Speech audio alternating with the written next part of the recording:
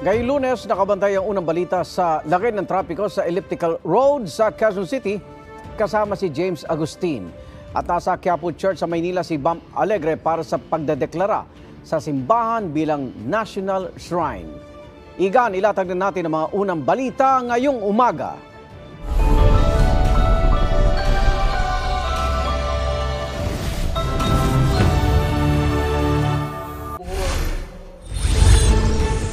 Dating Pangulong Rodrigo Duterte nagbitiw ng mabibigat na akusasyon laban kay Pangulong Bongbong Marcos.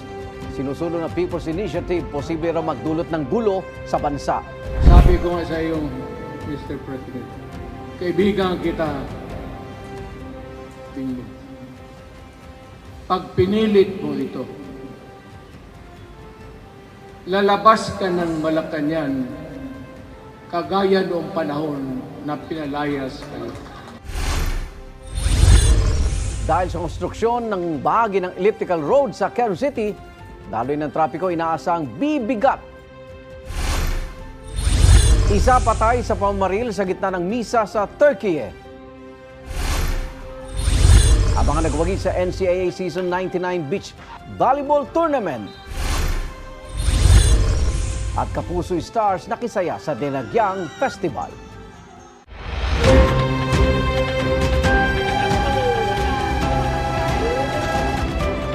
Wala na naman ho dito. Walang balik!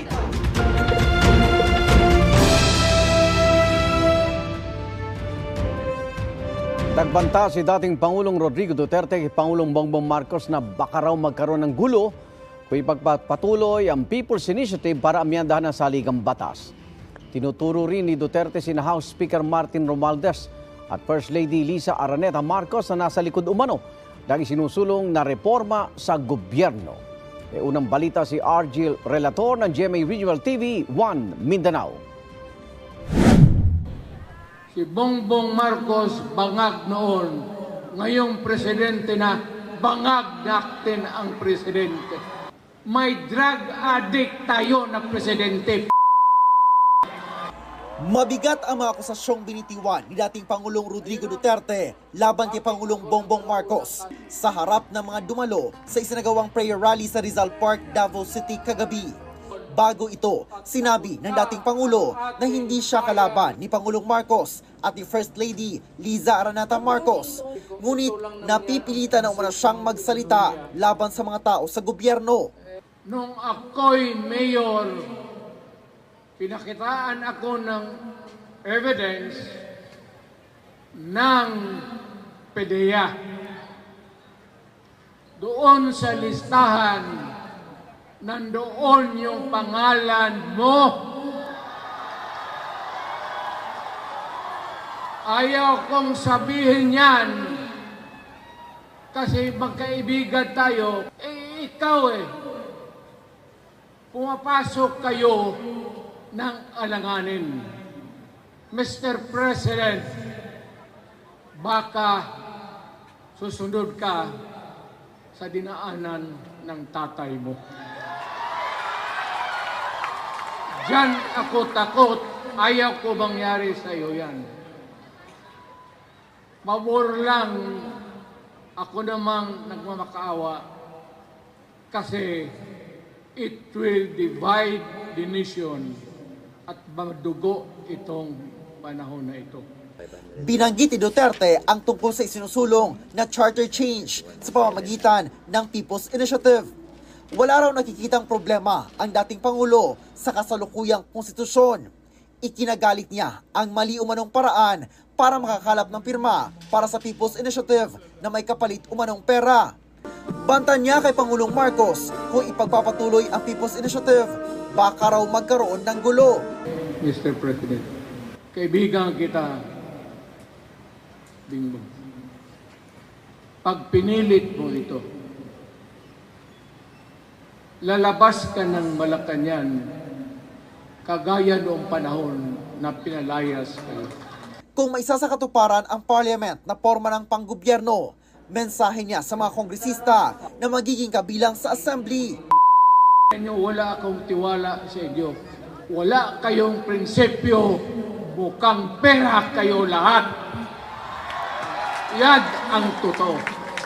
Sinabi ng dating Pangulo na ang ambisyon umano sa pagbuo ng Parliament ay galing kay First Lady Liza Marcos at House Speaker Martin Romualdez. Hindi raw dapat kalimutan ni Pangulong Marcos na isang termino lang siya at iyan daw ang dapat masunod. Ikaw, Mr. President, hintayin mo yung 6 years. Kalimutan mo na yung kay Romualdez kasi yan ang magpahamak sa iyo. At maraming magagalit sa iyo, pati na ang militar. Yun lang ang dasal ko. Reject. Protect the Constitution.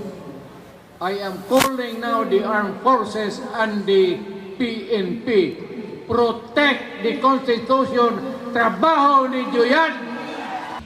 Dumalo ang kapatid ni Pangulong Marcos na si Senator Amy Marcos sa naturang prayer rally.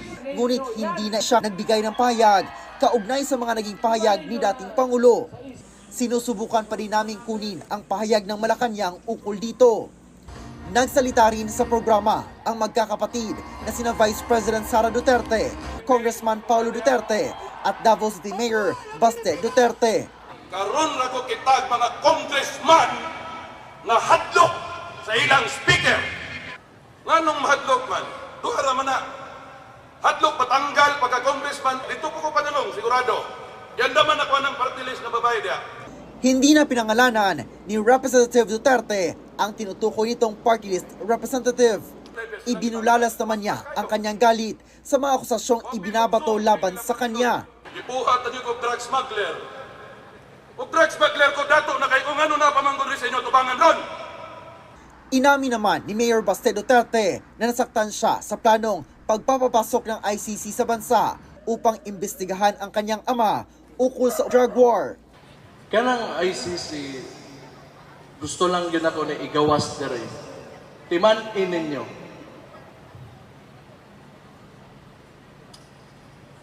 Inyong amahan ra ba gipalubong sa akong amahan? Kana na lang yun unta. Pero wa yun ninyo. O na, ako. Pagkani, personal man yun eh. Mawadaan yun kong respeto ninyo. Naging maikli lang naman ang mensahe ni Vice President Sara Duterte. Daghang salamat sa inyong suporta sa ako ang trabaho, isip, Vice Presidente ug Secretary sa Department of Education. Ayon sa Davao City Police Office, umabot sa mahigit 53,000 ang dumalo sa naturang prayer rally. Ito ang unang balita, R. Gil Relator ng GMA Regional TV 1 Mindanao para sa GMA Integrated News.